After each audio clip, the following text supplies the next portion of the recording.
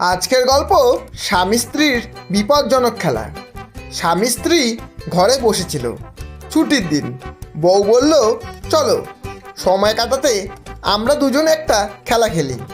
তুমি একটা কাগজে 5জন নারীর নাম লেখো যাদের তুমি পছন্দ করো, আর আমি 5জন পুরুষের নাম লিখছি যাদের আমি পছন্দ করি। এরপর দুজনে কাগজ কলম নিয়ে লেখা শুরু করে দিল। কিছুক্ষণ পরে কাগজ খোলা হলো। বউ লিখেছে নেতাজি সুভাষ বোস, সৌরভ গাঙ্গুলি, উত্তম কুমার, মান্না দে, মিঠুন চক্রবর্তী। স্বামী লিখেছে রিমা, ছেলের স্কুলের বন্ধুর মা, অঙ্কিতা, বউয়ের মামাতো বোন, সীমা, বউয়ের বান্ধবী, শবনম, সামনের ফ্ল্যাটের বৌদি, অর্পণা, ছেলের গৃহশিক্ষিকা। মরাল অফ দ্য স্টোরি, পুরুষ বাস্তববাদী আর নারী থাকে স্বপ্নের জগতে। এই খেলার শেষ পরিণতি, স্বামী 10 দিন ধরে হোটেলের খাবার খাচ্ছে, ড্রয়িং রুমের সোফায় ঘুমোচ্ছে।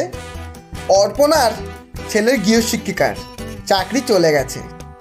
অঙ্কিতার মোবাইল নাম্বার ও ফেসবুক দুটোই ব্লক। বউ সীমাকে বাড়িতে আসতে বারণ করেছে। সামনের ফ্ল্যাটের দিকের জানালায় কাঠের বাটাম দিয়ে পার্মানেন্ট বন্ধ।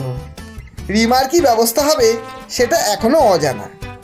বিধিবদ্ধ সতর্কীকরণ, এই বিপজ্জনক খেলা নিজের ঘরে ভুলেও খেলবেন না। আমার মনে হয় একটা বয়সের পরে খেলাধুলা না করাই ভালো। প্রাণায়াম, যোগাসন, বই পড়ে ও ফেসবুক স্ক্রল করে সময় কাটানো নিরাপদ। ধন্যবাদ। গল্পটি যদি ভালো লাগে একটা লাইক অবশ্যই দেবেন এবং বন্ধু ও প্রিয়জনদের শেয়ার করে চ্যানেলটি সাবস্ক্রাইব করে পাশে থাকবেন।